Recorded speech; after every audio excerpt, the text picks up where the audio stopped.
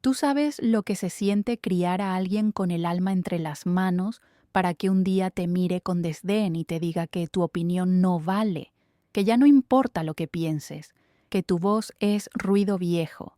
Pues yo lo sé, lo viví y todavía me arde. No me sorprendió que lo dijera, no del todo. Daniela llevaba años acumulando maneras sutiles de borrarme. Primero fue que no opinara sobre su ropa, luego sobre sus parejas, después sobre sus decisiones laborales, hasta que un día, sin más, me lo dijo con esa frialdad tan suya. No necesito tu opinión para nada. Yo simplemente sonreí. Le di la razón, como hacen las madres que ya han visto demasiado. Pero mientras ella se marchaba con su cara de autosuficiencia y su bolso carísimo colgando del hombro, yo abrí mi agenda y marqué un número. Licenciado Ortega, sí, quisiera agendar una cita para modificar mi testamento. ¿Motivo? Mi hija ya no necesita nada de mí, y no era rencor, no era venganza. Era lógica. Si no necesitaba mi opinión, tampoco necesitaba mi herencia. Así de simple. No siempre fui así de fría. Antes era de esas madres que daban sin medir. Mi esposo murió cuando Daniela tenía 8 años, un infarto fulminante mientras dormía. Yo me levanté esa madrugada porque escuché un sonido extraño. Lo encontré con los ojos abiertos, sin vida, y desde ese día me prometí que iba a criar a mi hija con lo que tuviera, aunque fuera con las uñas. Vendí empanadas, limpié casas, fui cuidadora de una señora con Alzheimer que me escupía cada tarde. Todo para que Daniela tuviera zapatos nuevos, libretas, un vestido bonito para los festivales. Ella siempre fue más lista que las demás niñas. Se notaba que tenía hambre de mundo, y yo la empujé a volar. A veces creo que la empujé demasiado. Terminó la universidad, consiguió un buen trabajo, se mudó a la capital y empezó a usar palabras raras para describirme. Limitada, tradicional, poco formada. Al principio dolía, luego me fui acostumbrando. Te curte el alma que tu hija te mire como si fueras una carga. La última vez que discutimos fue por una tontería. Le dije que no estaba de acuerdo con su nueva pareja, un hombre arrogante, 20 años mayor que ella, que la corregía hasta cuando hablaba. No me gustaba cómo la hacía callar con la mirada, pero ella se ofendió como si le hubiera maldecido la vida. Tú no entiendes nada, mamá. No necesito tu opinión, para nada. Y ahí fue cuando lo supe, que ya no me veía como madre, me veía como un vestigio incómodo. Así que lo hice. Fui al despacho del abogado y pedí que eliminara su nombre del testamento, que lo dejara todo, todo lo que había juntado con años de sacrificio, a otra persona. ¿Estás segura?, me preguntó el licenciado. Más que nunca, le respondí. ¿Y a quién le dejará su patrimonio entonces? A alguien que me escuche, que me mire a los ojos sin pensar que estoy pasada de moda. A mi nieta, ¿sí? A Sofía, la hija de Daniela, mi única nieta, de apenas 17 años, pero con un corazón que late como el mío. Ella sí viene a verme. Me pregunta cosas, se ríe con mis historias, me trae dibujos, me escucha. Guardé silencio. No le dije nada a nadie. Y esperé, hasta que llegó el día en que todo salió a la luz. El día en que el abogado leyó en voz alta las palabras que nadie se imaginaba escuchar. Ese día, el mundo se detuvo en seco, y no por lo que dije, sino por lo que dejé de decir. Ese día no hubo lágrimas, no de mi parte, solo esa clase de silencio espeso que se instala cuando todo el mundo espera una reacción y tú decides simplemente guardar la compostura. Gabriel salió dando un portazo. Daniela se quedó helada, con la cara desencajada, como si todavía estuviera intentando procesar lo que acababa de escuchar. Y Sofía, ella me miraba sin decir nada, pero sus ojos hablaban por ella. No había sorpresa, solo una extraña forma de orgullo silencioso, como si acabara de entender algo que le hacía falta para terminar de crecer. Esto no puede ser legal, dijo Daniela, todavía sin moverse. Esto es una locura. Es perfectamente legal, intervino el abogado sin levantar la voz. La señora Estela ha tomado esta decisión en pleno uso de sus facultades y ha dejado instrucciones precisas. Todo se encuentra documentado y certificado. «¡Pero es mi madre!», gritó ella. «No puede dejarme fuera así, de la nada». Me incliné hacia adelante. La miré a los ojos con calma y le respondí. «No fue de la nada, Daniela. Fue después de muchos años de todo». Ella se tapó la cara con las manos. No lloraba, temblaba, como si el suelo se le hubiera abierto debajo de los pies. Y no me alegra decirlo, pero en ese momento no sentí pena, sentí justicia, porque una cosa es que te equivoques y otra muy distinta es que ignores el daño que haces como si no contara, como si una madre no sintiera. «¿Y tú estás bien con esto?», me dijo dirigiéndose a Sofía. «¿De verdad vas a quedarte con algo que no te pertenece?». Sofía nos encogió, no desvió la mirada. Se puso de pie y le respondió con una tranquilidad que me erizó la piel. «Yo no pedí nada, mamá, pero ella decidió dármelo. Y antes de que digas algo más, déjame recordarte que llevas años sin mirarla como tu madre». A veces me preguntaba si realmente sabías que seguía viva. Daniela la miró como si le hubieran escupido, como si esa adolescente, que ella creía tener bajo control, se hubiera convertido de golpe en una mujer. «Yo también estuve ahí», dijo Sofía. «La vi lavando su ropa a mano cuando se le dañó la lavadora y tú ni le preguntaste si necesitaba algo. La vi pasar sus cumpleaños sola. La escuché decir que no quería molestar cuando se enfermaba, y aún así tú seguías actuando como si fuera una estatua en tu camino». Daniela no respondió. Solo agarró su bolso con manos temblorosas y salió de la sala sin mirar atrás. Me quedé sentada unos segundos. Ni el abogado ni Sofía hablaron. Me dolía la espalda, me dolían los huesos, pero por dentro sentía una fuerza nueva, una claridad. Cuando llegamos a casa, Sofía me ayudó a quitarme los zapatos. Me trajo un té. Se sentó en el piso, como hacía de niña, y me preguntó: «¿Estás segura de que hiciste lo correcto?».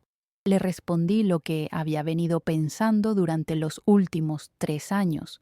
A veces lo correcto no es lo más cómodo, pero es lo único que puede volver a poner las cosas en su lugar. Ese día hablamos poco, pero la casa tenía un silencio distinto, un silencio limpio, sin reproches flotando, y por la noche, cuando ya estaba en la cama, Sofía entró con una caja de cartón. «¿Qué traes ahí?», le pregunté. «Mi promesa». La abrió y dentro había una carpeta con dibujos, textos, fotos de nosotras a lo largo de los años, recortes, cosas que yo ni siquiera sabía que ella había guardado. «Quiero que algún día escribamos tu historia, abuela, que la gente sepa que no todas las madres fueron malcriadas, algunas fueron silenciadas, y que tus palabras valen, aunque haya quienes no sepan escucharlas». Me emocioné, pero no lloré, no por contención, sino porque las lágrimas ya las había gastado. Lo que quedaba ahora era otra cosa, algo más firme, y fue entonces que escuché su voz, la de Daniela, afuera, tocando la puerta, insistiendo. Sofía me miró, y no hizo falta decir nada. Nos levantamos juntas, porque lo que venía no era reconciliación, era verdad, y la verdad, cuando llega, no pide permiso. Si te está gustando esta historia y quieres que siga contándola, ayúdame dejando un me gusta justo debajo de este video. Solo tienes que tocar ese dedito hacia arriba. Y si aún no lo has hecho, suscríbete tocando el botón negro que dice suscribirse. Así no te perderás lo que viene después, porque créeme, lo que vas a escuchar a continuación no te lo esperas. Abrí la puerta con el mismo temblor con que una mujer vieja abre el pasado, y ahí estaba ella, Daniela, de pie con el rostro empapado, el cabello deshecho y los labios temblando como si le costara hablar. En sus ojos no había arrogancia ni orgullo. Había algo peor, miedo.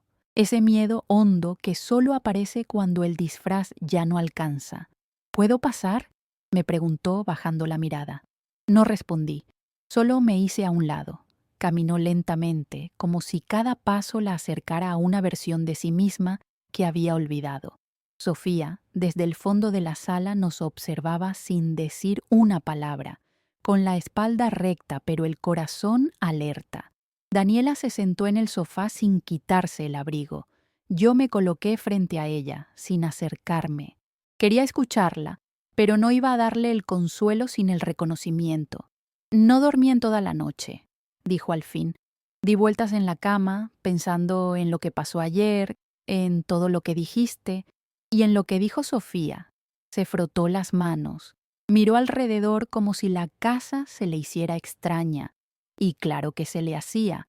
Hacía años que no venía sin anunciarse, sin prisa, sin ese aire de vengo por compromiso. No vine a reclamar, no puedo. Me pasé media vida cerrando los ojos para no ver lo que tú sentías. No porque no me importaras, sino porque me dolía mirarte. Esa frase me sorprendió. Me dolía mirarte. Qué fácil era decirlo ahora. Como si el dolor se pudiera explicar con un par de palabras. No quería sentir culpa, mamá, porque si la sentía, tenía que aceptar que estaba haciendo todo mal, que estaba negando a la única persona que me sostuvo. Cerró los ojos con fuerza. El maquillaje, ya corrido, le hacía líneas de sombra por todo el rostro.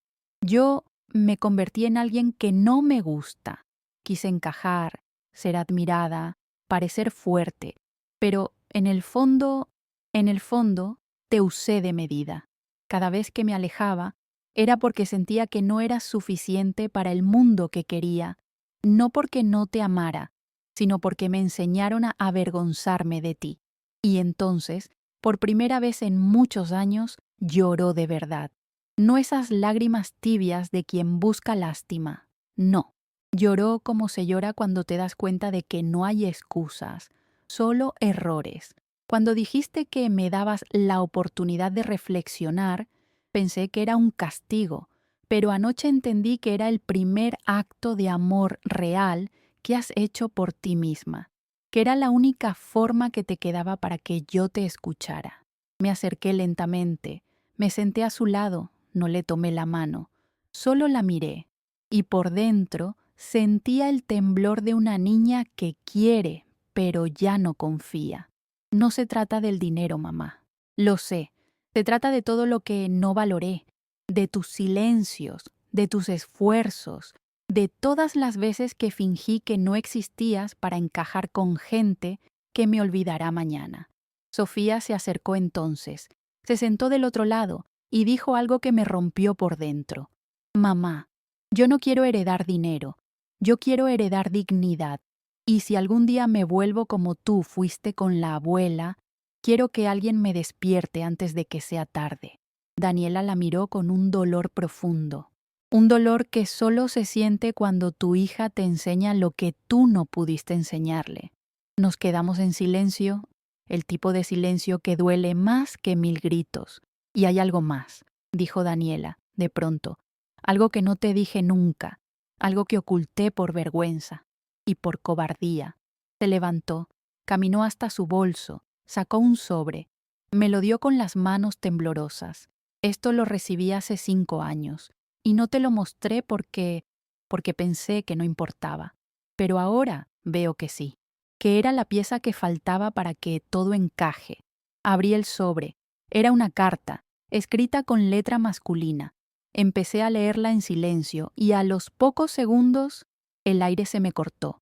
Era de mi hermano, de Andrés, a quien yo creía desaparecido desde hacía más de 30 años. Estela, no sé si esta carta te llegará, pero necesitaba decirte que lo que ocurrió con papá no fue culpa tuya. Yo lo vi cómo él te gritaba, cómo te culpaba de todo. Me fui de la casa no por ti, sino para escapar de él. Lo supe después, cuando crecí, que tú fuiste la única que aguantó todo sin romperse. Me avergüenza haber desaparecido, No supe cómo volver, pero he pensado en ti todos los días. El papel me temblaba en las manos, me faltaba el aire, no podía creer lo que leía. Durante toda mi vida me había creído culpable del alejamiento de mi hermano. Había cargado con eso como quien carga una cruz torcida. ¿Dónde encontraste esto?, le pregunté con la voz quebrada. Me la mandó Regina, la hermana del padre de Sofía. Años atrás. Estaba enredada en papeles del banco. Dijo que te conocía de joven, que una vez Andrés le habló de ti. Me dijo que te la entregara si algún día me sentía lo suficientemente mujer como para enfrentar lo que yo era contigo. La carta tenía fecha y dirección. Una dirección en Puebla. No sé si sigue allí, pero deberías buscarlo, dijo Daniela. Él no te olvidó, como yo. Me levanté. Caminé hasta el ventanal. Miré el cielo gris, lleno de nubes pesadas. No lloré. Solo sentí como algo se aflojaba por dentro. Como si la vida, por fin, me diera permiso de entender que no todo fue culpa mía. Volví a sentarme. Les tomé las manos a las dos. Escúchenme. Yo no sé si esto es el inicio de algo nuevo o solo un capítulo suelto. Pero lo que sí sé es que si seguimos así, juntas, quizás podamos sanar. No para olvidar, sino para que duela menos. Sofía asintió. Daniela también. Pero antes de cerrar el día, necesitaba hacer una última llamada. Tomé el celular, marqué el número que venía en el sobre. Sonó. Una vez, dos, tres. ¿Hola?, respondió una voz envejecida. Andrés, dije. ¿Eres tú? Silencio. ¿Estela? Y en ese momento supe que todo iba a cambiar, que el pasado que me dolía tanto aún podía encontrar su lugar. Si te está gustando esta historia, no olvides dar me gusta tocando ese dedito hacia arriba. Es un gesto simple que me ayuda a seguir compartiendo relatos como este. Y si todavía no lo has hecho, toca ese botoncito negro que dice suscribirse. Así te aseguras de no perderte lo que viene, porque créeme, lo que está por suceder es lo más inesperado de todo. La voz al otro lado de la línea sonó más vieja de lo que recordaba, pero también más viva. Tenía ese tono tembloroso que tienen los hombres que dejaron de pelear con el tiempo y aprendieron a caminar despacio por dentro. Andrés tardó unos segundos en reaccionar, como si mi nombre le quemara la lengua. No pensé que fueras a llamar, dijo finalmente. Yo tampoco, pero aquí estoy. ¿Tú leíste la carta? Hace un rato. Daniela me la dio. Silencio. De esos que no se cortan ni con cuchillo ni con lágrimas, solo con el corazón aguantando. No quería desaparecer así, Estela, pero me quedé sin fuerza, sin palabras. Papá nos rompió a los dos, pero tú te quedaste en la casa y yo huí. Yo no era más valiente. Solo no tenía a dónde ir. ¿Sigues en la misma casa? Sí, aunque ahora se siente distinta, como si hubiera soltado algo que cargué muchos años sin saber que podía dejarlo ir. ¿Puedo verte? ¿Vendrías? Sí, pero no solo. Hay algo que necesito que sepas, algo que no está en esa carta. Me tembló la espalda. Mi intuición, que nunca me ha fallado, me avisó que ese algo no iba a ser pequeño, y no lo fue. Andrés llegó 3 días después, lento, encorvado, con la barba blanca y los ojos húmedos. Cuando lo vi cruzar la reja, sentí que el pasado entero se me venía encima como una ola sin aviso. Daniela salió a recibirlo conmigo. No se dijeron nada, pero el silencio entre ellos no era tenso, era respetuoso, como si entendieran que ese momento no les pertenecía. Nos sentamos en la cocina, la misma cocina donde pasábamos las tardes comiendo pan con chocolate cuando éramos niños. Andrés me tomó la mano. Sus dedos estaban fríos, pero su mirada tenía fuego. He estado enfermo, dijo sin rodeos. Leucemia. Hace un año. Me hicieron tratamiento. Estoy mejor. Pero me di cuenta de que no podía irme sin decirte lo que vengo a contarte. No dije nada, solo esperé. Papá no era solo violento, era un hombre con muchas deudas, Estela, muchas. Y un día, poco antes de que yo me fuera, Lo escuché hablar con mamá en la cocina. Le decía que si tú no hacías algo, iban a perder la casa. ¿Hacer qué? No lo entendí entonces. Pensé que se refería a dinero, a un trabajo. Pero hace unos meses, cuando mamá murió, encontré sus diarios. Y ahí lo explicaba todo. Me ardía el pecho, como si los huesos supieran antes que yo lo que estaba por escuchar. Papá quiso obligarte a firmar unos papeles para vender la casa a un tipo que estaba metido en negocios sucios. Tú te negaste. Dijiste que no ibas a permitir que nos dejaran en la calle. Mamá escribió que peleaste con él durante días, que un día llegó borracho y te golpeó, que Daniela tenía solo 5 años y tú la escondiste en el ropero para que no viera nada. Empecé a recordar. No el golpe, no el grito, sino el frío, el maldito frío de aquella noche, y las manos de Daniela, pequeñitas, tapándose los oídos mientras yo trataba de levantarme del suelo. Por eso me fui, Estela, dijo Andrés, apretándome los dedos, porque tenía miedo de convertirme en él, porque no sabía cómo ayudarte. Era un cobarde, pero no dejé de pensar en ti ni un solo día. Me tapé la cara, no para llorar, sino para respirar, para darle espacio a todo ese dolor viejo que nunca tuvo nombre, que se quedó atrapado entre facturas vencidas y cumpleaños solitarios. Después, cuando supe que habías criado sola a Daniela, que había sobrevivido sin ayuda, me sentí tan pequeño, Estela, tan inútil. Por eso mandé la carta, porque necesitaba al menos que supieras que no fue culpa tuya, que tú fuiste la única que tuvo el valor de quedarse. Nos quedamos en silencio. Luego, Daniela se acercó, se arrodilló junto a nosotros, y por primera vez en muchos años, vi en sus ojos algo que me hizo respirar diferente. Respeto. Yo no sabía nada de esto, susurró, y siento vergüenza.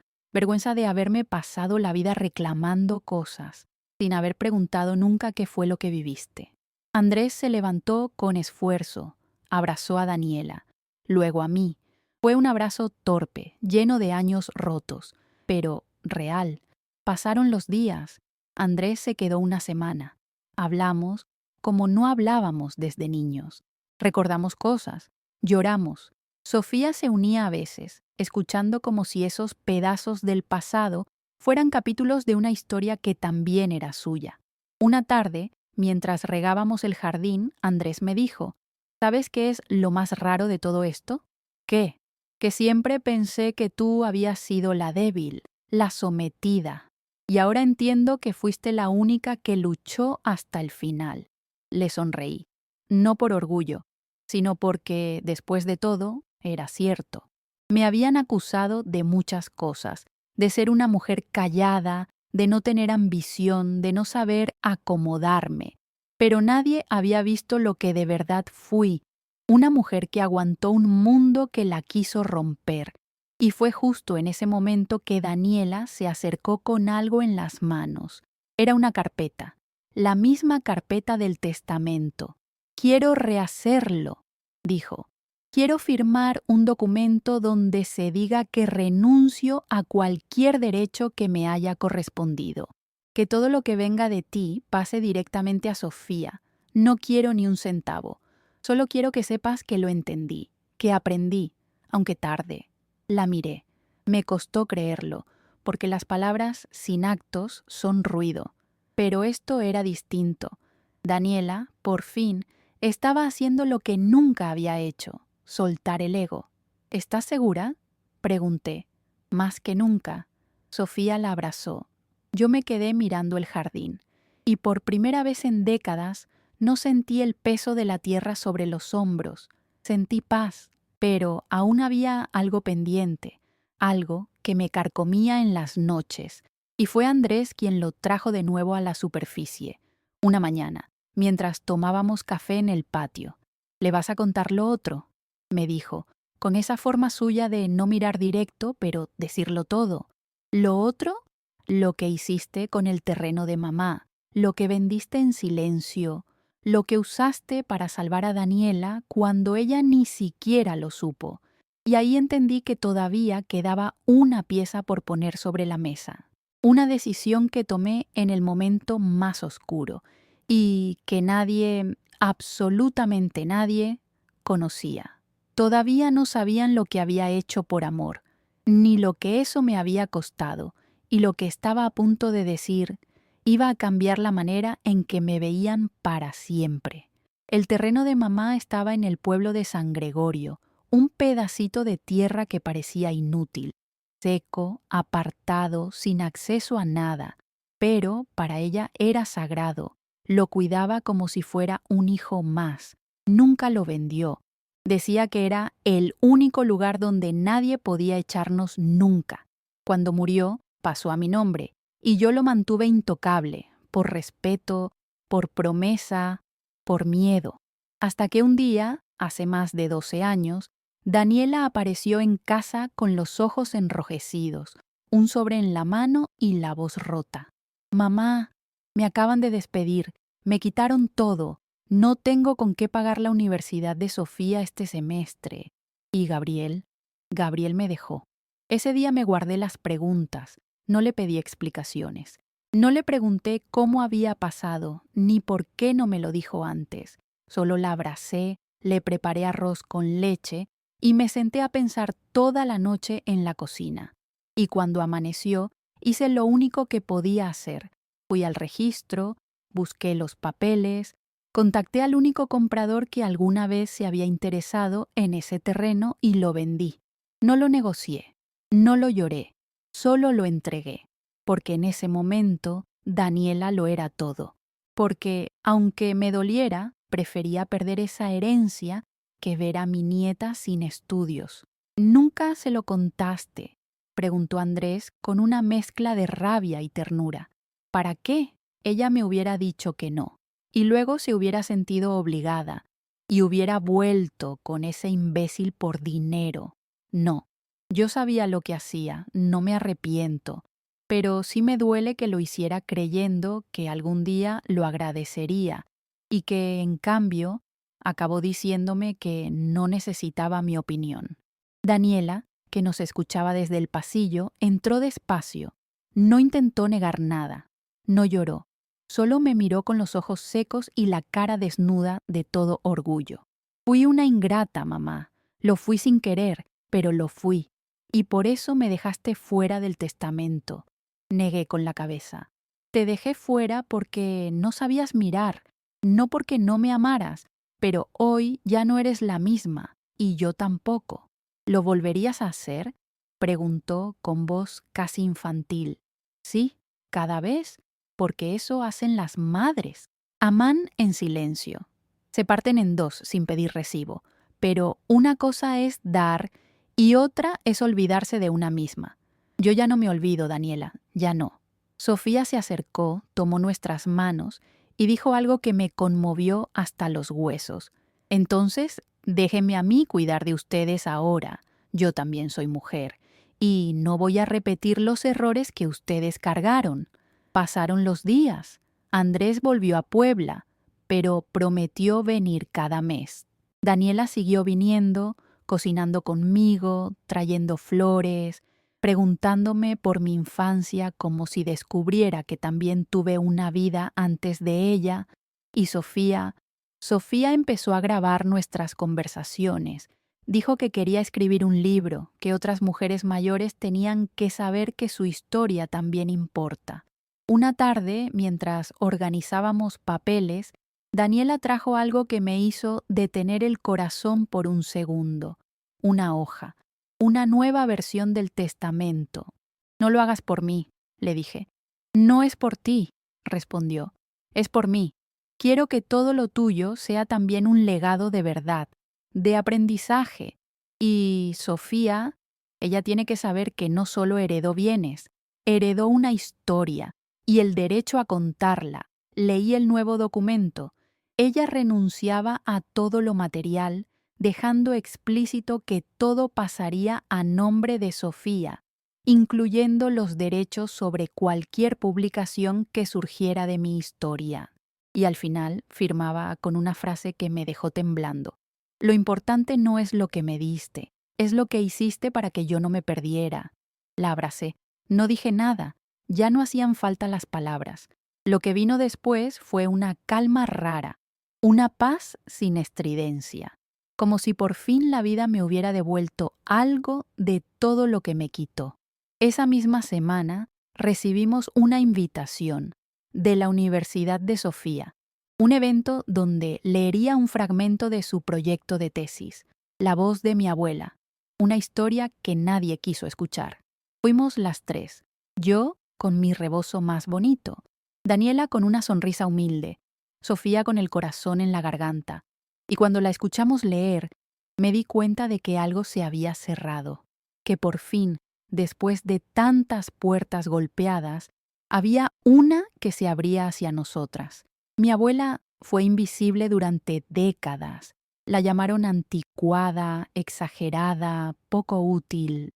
Pero lo que nadie supo es que detrás de esa mujer había una historia de resistencia, de sacrificio y de sabiduría. Hoy escribo su vida no como un homenaje, sino como un acto de justicia. La sala se quedó en silencio. Luego, un aplauso largo, profundo. Pero yo no aplaudí. Yo solo respiré, porque eso fue mi premio. Y ahora, si estás escuchando esto, quiero decirte algo muy simple. No esperes a que sea tarde para hablar. No dejes que el orgullo te impida escuchar lo que duele, porque hay madres que aman tanto que se olvidan a sí mismas. Y hay hijas que no saben mirar hasta que la vida les quita el espejo. Yo no soy perfecta, me he equivocado mucho, pero aprendí que el silencio no es amor, es olvido, y que el amor de verdad se demuestra en los momentos donde más cuesta, cuando hay que firmar un papel y decir, hasta aquí. Y si llegaste hasta este punto de mi historia, quiero que me dejes tu nombre en los comentarios. Así podré hacer una oración por ti, por tu historia, por tu memoria, porque aquí en este canal nos escuchamos, nos cuidamos y nos damos el valor que nunca nos dieron.